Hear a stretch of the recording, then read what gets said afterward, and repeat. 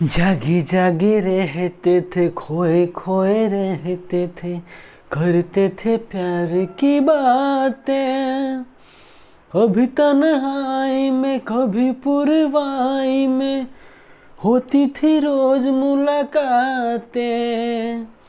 कितने तेरे करीब था, मैं तो तेरा नसीब था। होठों पे रहता था हर वक्त बस नाम मेरा।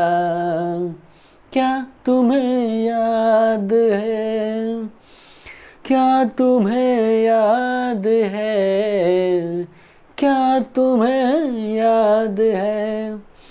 नमस्ते, नमस्कार, जय हिंद, भारत माता की जय। मैं सत्यम ठाकुर स्वागत करता हूं आप लोगों को दरोगा अड्डा पे। और मॉडर्न हिस्ट्री ख़त्म है और एंशिएंट हिस्ट्री को हम लेके आए हैं आपके सामने, जो कि सिंधु घाटी सभ्यता का यह चौथा सेशन है। काफ़ी डिटेल्स है।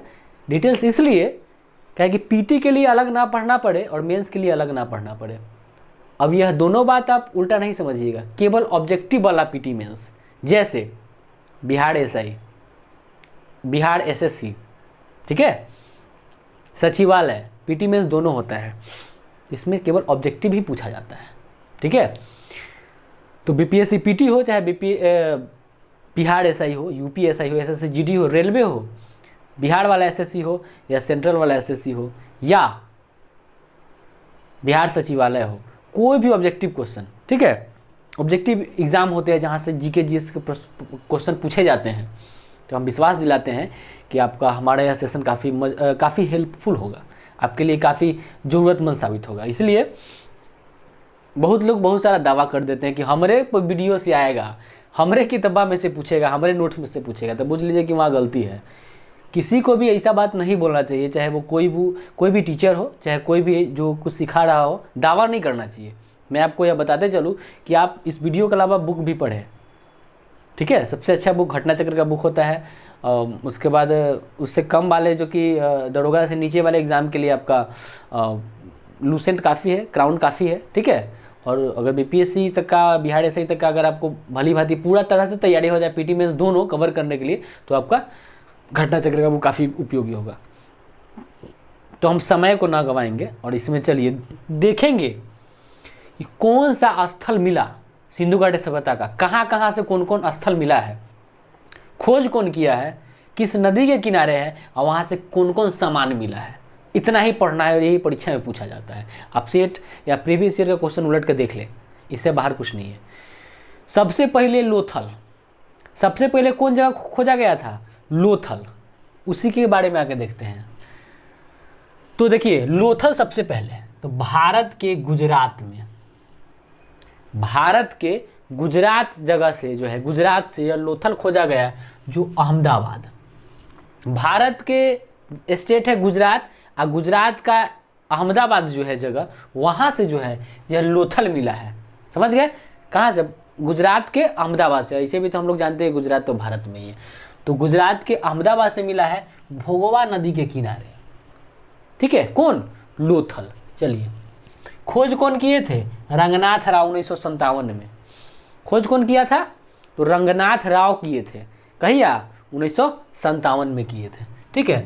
एक चीज़ और सुन लीजिए, यह जो लोथल था वह सिंधु घाटी सभ्यता का बंदरगाह तो था ही, लेकिन बंदरगाह को 2-3 गो औरों नाम से जानते हैं, जो परीक्षा में पूछ देता है, और हम लोग केवल बंदरगाह जानते हैं। देखिए, लोथल को बंदरगाह कहिए या पतन कहिए या गोदीवारा कहिए, एक ही चीज़ हुआ।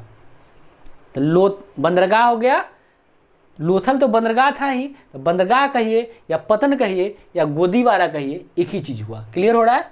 चलिए, अब देखिए लोथल से कथी कथी भेंट आया है। चावल भेंट गया, अग्निकुंड मिला है, अग्निकुंड, ठीक है। अग्निकुंड दूसरा चीज़ हो गया, और वो जो हवन वाला कुंड वो दूसरे जगह से मिला है, वो हम बताएंगे अभी। तो हमेशा याद रखेंगे अग्निकुंड, चावल, अग्निकुंड, हाथी के दांत, ठीक है, युगल समाधि और मृण मूर्ति, ठीक है ना। तो कहने का मतलब है कि युगल समाधि का मतलब क्या हुआ? युगल समाधि का मतलब होता है कि साथ साथ पति पत्नी को दफनाने का वो जो होता है, दफनाया जाता था, तो युगल समाधि मिला है। इस चीज़ को हम हमेशा याद रखेंगे। एक सेकंड, तो हमने देखा किस प्रकार, तो मृण मूर्ति हमने देखा, युगल समाधि देखा, डबल माने दुद्दू को लाश को एक ही जगह रख के गाड़ दिया जाता था, वो हो गया। और देखिए ये जो युगल समाधि है ना, तीन को मिला है ऐसा, इसको याद रखेंगे, तीन को मिला है। मृण मूर्ति, घोड़ा की मूर्ति, ठीक है ना, घोड़ा का मूर्ति मिला है, ठीक है। यहाँ तक हो गया।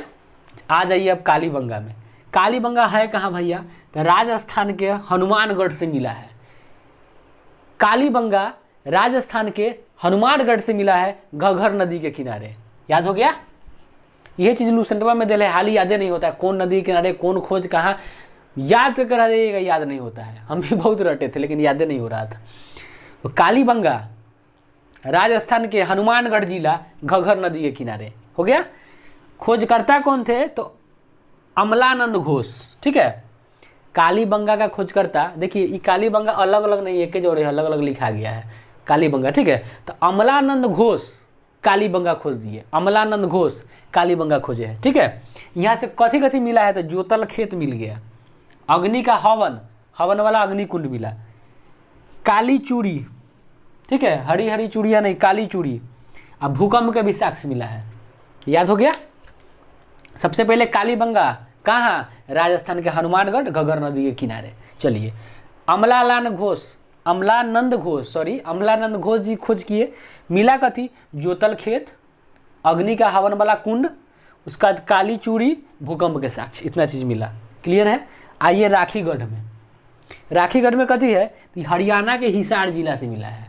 राखीगढ़ हरियाणा के हिसार जिला से, ठीक है। और हम आपको यह बताते चले कि सिंधु घाटी सभ्यता का सबसे बड़ा स्थल की अगर हम बात करें पूरा सिंधु घाटी सभ्यता का, तो वह मोहनजोदड़ो है। लेकिन कि सिंधु घाटी सभ्यता का वह स्थल जो भारत में है, तो भारत में सबसे बड़का स्थल कौन है। पूरा सिंधु सभ्यता तो मिस्र, मेसोपोटामिया और आपसे कह दे चीन की सभ्यता से भी बड़ा था, हमने आपको बताया है। लेकिन पूरा सिंधु सभ्यता में सबसे बड़का स्थल तो मोहनजोदड़ो, लेकिन भारत में सबसे बड़ा स्थल कौन, तो वह है आपका यही राखीगढ़ है, जो हरियाणा के हिसार जिला से यह मिला है। क्लियर। आइयो घग्घर नदी के किनारे है, याद रखिएगा। राखीगढ़ हरियाणा के हिसार और घग्घर नदी के किनारे। चलिए इसका खोज सूरज भान जी किए हैं। कौन किए हैं, सूरज भान जी राखीगढ़ का खोज किए। किसने किया, सूरज भान जी। क्लियर। चलिए एक और बात, अभी जो बताया है वही, भारत में सबसे बड़का शहर हो गया। यहाँ से ताम्र उपकरण मिला है, तांबा का कुछ सामान मिला है। कहाँ से, तो राखीगढ़ से तांबा के सामान मिला है राखीगढ़ से। क्लियर हो गया। आइए चनहुद्रो में। चनहुद्रो क्या कहता है, ये भारत के नहीं है, ये पाकिस्तान के सिंध प्रांत के है, ठीक है ना, पाकिस्तानवा के है, सिंध प्रांत के है। कोना नदी के किनारे, सिंधु नदी के किनारे, ठीक है। पाकिस्तान के सिंध प्रांत में और सिंधु नदी के किनारे यह चनहुद्रो है। देखिए खोज कौन कौन किया है, अर्नेस्ट मैके और मजूमदार। अर्नेस्ट मैके और मजूमदार। देखिए एकदम याद करते चलिए, पढ़ाई में खोजिए कि इंटरटेनमेंट क्या किया जाता है, वैसा टॉपिक आता है तो आदमी कुछ कहा जाता है। अभी हम क्या कहें, अब देख रहे हैं कि आगे मिलेगा कुछ एंटरटेनमेंट, ठीक है, आगे मिलता है। इसलिए पढ़ाई को एंटरटेनमेंट नहीं, सीरियस होकर पढ़िए, हमको पढ़ना है, बार बार पढ़ना है, ठीक है। तो चनहुद्रो का खोज अर्नेस्ट मैके और मजूमदार जी किए हैं, इसको याद रखेंगे। चनहुद्रो का खोज अर्नेस्ट मैके और मजूमदार। चलिए यहाँ से मनका बनाने का कारखाना मिला है, समझ रहे हैं ना। मनका बनाने का कारखाना, छोटा छोटा जो वो होता था, मतलब कि क्या बोलते हैं उसको, मनका जो होता है ना, आपसे कह दे कि जो छोटा छोटा ज्वेलरी होता था शायद, ठीक है। तो ज्वेलरी बनाने का कारखाना जो है, छोटा छोटा मनका, वह बनाने का कारखाना यहाँ से कारखाना मिला है। साथ ही साथ श्रृंगार का जितना और औरत सबके जो श्रृंगार था, कंघी हो गया, लिपस्टिक हो गया, काजल हो गया, सब चीज़ यहाँ से मिला है, ठीक है। पाउडर एसनो सब मिला है। और साथ ही साथ यह बताते चले कि वो सब नहीं समझिएगा, आजकल देखते हैं क्या कि लिपस्टिक तो लगाले रहता है, ऊपर को से एक करिया रंग से घस लेती है सब, माने समझ में ना कि पुतना बन जाती है, होता है ना पुतना, देखे हैं पुतना, रामायण देखिएगा तो एगो राक्षसनी पुतना थी, ठीक है।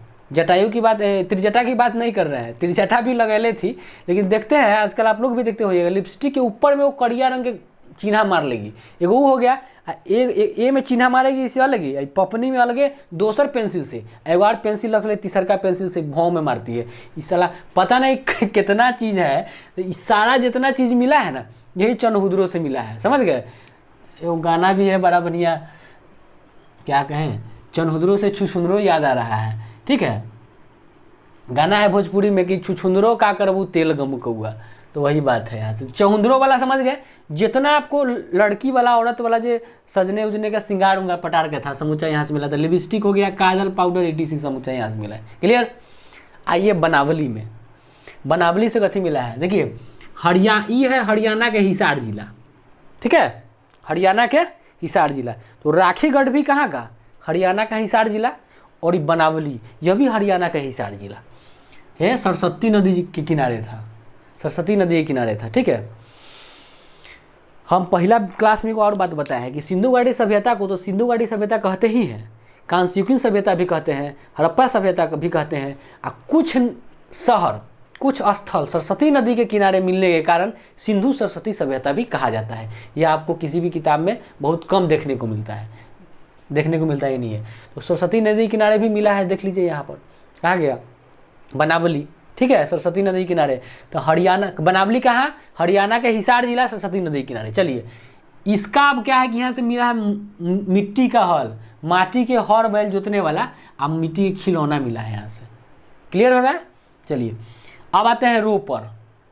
रोपर से देखिए कि पंजाब के रूपनगर, भारतीय का ना है भैया, रोपर पंजाब के रूपनगर से मिला है। रोपर कहाँ से, पंजाब के रूपनगर, पंजाब के रूपनगर। अब जो है ये सतलज नदी किनारे हो गया। रोपर कहाँ से, पंजाब के रूपनगर, याद रखिए रोपर पंजाब के रूपनगर। रोपर से तो रूपनगर याद हो जाएगा, रोपर रूपनगर कहाँ, पंजाब। और वैसे भी पंजाबी लोग थोड़ा सा हष्ट पुष्ट होते हैं, बड़ा लड़की लोग भी बड़ा खूबसूरत होती है वहाँ का, तो रूपनगर हो गया तो पंजाबी याद रखेंगे, ठीक है। और साथ ही साथ बता दें कि जगदत्त शर्मा इसकी खोज किए थे, रोपर का खोज कौन किए थे, जगदत्त शर्मा जी, जगदत्त शर्मा, ठीक है। यहाँ से कुछ नहीं मिला है, खाली एगो तांबा के कुल्हाड़ी मिला है, टेंगुरी कुल्हाड़ी देखे हैं ना, इतना बड़ा का रहता है, तो तांबा का कुल्हाड़ी मिला है, कहाँ से, रोपर से। क्लियर। चलिए अब आते हैं रंगपुर। रंगपुर में क्या था, तो रंगपुर ही गुजरात के अहमदाबाद, कहाँ का जगह है रंगपुर, गुजरात का अहमदाबाद, याद रखेंगे गुजरात का अहमदाबाद से यह मिला है। यह भादर नदी के किनारे, नाम देख रहे हैं, भादर नदी, भादर नदी के किनारे है। SR राव जी इसका खोज किए हैं, SR राव, ठीक है, SR राव जी इसका खोज किए थे। यहाँ से मिला है धान के भूसी, ज्वार बाजरा। धान के भूसा कहाँ से मिला है, बोलिए, रंगपुर से। धान का भूसा कहाँ से, रंगपुर से। जौ कहाँ से, रंगपुर से। बाजरा कहाँ से, ज्वार, सॉरी ज्वार और बाजरा दोनों रंगपुर से। और कहने का मतलब है कि धान का भूसा वो भी रंगपुर से, याद रखेंगे। क्लियर। आइए इधर अब सुरकोटदा में देखिए, गुजरात के कच्छ से मिला है, सुरकोटदा गुजरात के कच्छ से मिला है, सरस्वती नदी के किनारे। फिर सरस्वती नदी के किनारे, सुरकोटदा गुजरात के कच्छ, सुरकोटदा गुजरात के कच्छ, सुरकोटदा बोलिए एक बार, गुजरात के कच्छ से मिला है और सरस्वती नदी के किनारे, ठीक है। यहाँ से कलश शब्दान मिला है। कलश शब्दान बुझ रहे हैं, कलशा टाइप का बना के उसमें लाश को रख दिया जाता था, तो वो कलश शब्दान मिला है, ठीक है। समझ रहे हैं बात को, कलशा की तरह आकृति बना के उसमें लाश को दफनाया जाता था, तो कलश शब्दान हो गया। तराजुओ मिला है, ठीक है, डंडी भी मारता था लोग, बुझा रहा है। और घोड़ा की हड्डी भी मिला है, ठीक है। तराजू मिला, घोड़ा का हड्डी, और कलश शब्दान बहुत इंपॉर्टेंट है सुरकोटदा से, कलश शब्दान, इसको याद रखेंगे। अब जानेंगे हम लगभग जो भी जगह था जो इम्पोर्टेंट है, जहाँ से परीक्षा में प्रश्न पूछे जाते हैं एग्ज़ाम में, वो हमने आपको बताने का काम किया। अब राजनीतिक जीवन के बारे में जानेंगे। वैसे तो राजनीतिक जीवन की बात करें तो कुछ लिखित साक्ष्य नहीं मिला, लिखित साक्ष्य मिला लेकिन पढ़ाइए नहीं दिया, पढ़ नहीं सके, ठीक है। भाव चित्रात्मक था तो आदमी कुछ वो अंदाज लगाया, क्योंकि सिंधु घाटी सभ्यता की जो लिपि थी वो भाव चित्रात्मक थी। तो संभवतः जो है शासन किसके द्वारा संचालित किया जाता था, तो पुरोहित होते थे, व्यापारी वर्ग होते थे, या जो प्रशासन नगर प्रशासन होते थे, इन्हीं लोगों के द्वारा संभवतः आदमी अंदाज लगाता है कि प्रशासन चलाया जाता था। साथ ही साथ देख ले पिग्गट महोदय जी कहते हैं कि मोहनजोदड़ो हड़प्पा जो है ना जुड़वा राजधानी है। पूछता है, सब लोग जानता है कि सिंधु घाटी सभ्यता का राजधानी मोहनजोदड़ो आई, हड़प्पा दूगो, लेकिन यह कहता है कि किसने जुड़वा राजधानी कहा था, तो पिग्गट महोदय ने मोहनजोदड़ो और हड़प्पा को जुड़वा राजधानी कहा था। इसको याद रखेंगे, क्लियर। अब देखिए हंटर महोदय कहते हैं कि देखिए भैया राजतंत्र के जगह पर जनतंत्र, कि सिंधु घाटी सभ्यता राजतंत्र नहीं था, जनतंत्र था। अब राजतंत्र काहे नहीं था, कैसे सोच लिए, तो उस समय न राजा के कोई प्रमाण मिला है, न कुछ बहुत बड़ा महल वहल मिला है, न कोई अस्त्र शस्त्र मिला है, तो राजा का कोई प्रमाण ही नहीं मिला है कि राजा थे कि नहीं थे, तो कैसे मान लें कि राजतंत्र था। इसी के लिए इन्होंने कहे हैं हंटर महोदय कि राजतंत्र नहीं था, जनतंत्र था, इसी के लिए यह जनतंत्र इनका कहना है ऐसा। सामाजिक जीवन को जानते हैं थोड़ा, क्या था। देखिए समाज जीवन जो था काफ़ी शांतिमय था, कोई अस्त्र शस्त्र नहीं मिला है, यानी कि युद्ध फ्युद्ध वाला कहानी नहीं था, तनको मारकाट नहीं हुआ, ये समझ लीजिए, मारकाट होवे नहीं किया, सिर्फ शांति जीवन था। यहाँ पर लोग शांति से बैठते थे, कमाते थे, खाते थे, व्यापार करते थे, बस यही था। साथ ही साथ ये आपको बता दें कि समाज की सबसे छोटी इकाई परिवार कहलाता था। समाज का जो सबसे छोटा इकाई, आज भी समाज का सबसे छोटा इकाई परिवार है ना है भैया। परिवार बनेगा तब ना समाज एगो समाज बनता है, टोला जिसको बोलते हैं, टोला से फिर एक गांव, पंचायत, गांव बनता है, गांव से पंचायत करते करते पूरा भारत हम लोग बनाते हैं, ठीक है। तो परिवार सबसे छोटी इकाई जो होता था परिवार था, और यह मातृसत्तात्मक था, क्योंकि मातृ देवी की पूजा और उर्वरता की देवी की पूजा की जाती थी। जो खेत में उपज होता था उसकी भी पूजा की जाती थी। तो मातृ देवी और उर्वरता की देवी को पूजा के रूप में दिखाया गया है उन लोगों को पूजा करने के माध्यम से। तो हम कह सकते हैं कि सामाजिक जो जीवन था, सिंधु घाटी सभ्यता का, वह मातृसत्तात्मक था। इस चीज़ को याद रखेंगे।